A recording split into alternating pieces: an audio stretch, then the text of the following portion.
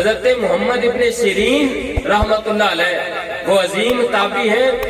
جو تعبیر الرؤیا کے علم کے آسمان کا چمکتا ہوا آفتاب ہے۔ علم تعبیر الرؤیا حضرت محمد ابن سیرین سے چلا ہے، اور یہ وہی محمد ابن سیرین ہے جو حضرت سیدنا انس بن مالک کے غلام تھے، ان کے ساتھ جاتے ہیں۔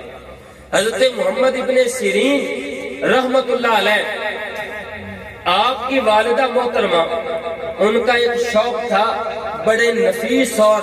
بڑے خوبصورت رنگوں والے کپڑے آپ پسند فرماتی تھی، رنگین کپڑے۔ حضرت محمد ابن سیرین فرماتے ہیں مجھے جو اتنا علم ملا، مجھے جو اتنا مقام ملا،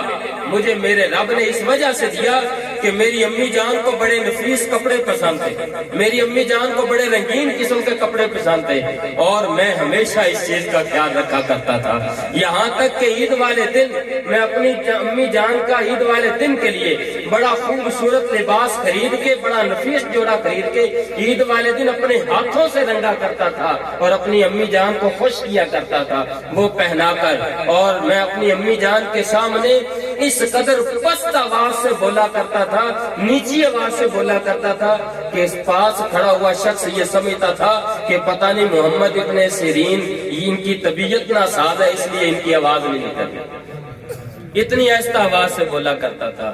علماء بھی فرماتے ہیں، بڑے بڑے تابعین بھی فرماتے ہیں کہ محمد ابن سیرین رحمت اللہ علیہ کو جو اتنا بڑا کمال مرتبہ ملا ہے یہ ماں کی دعاؤں کا سبب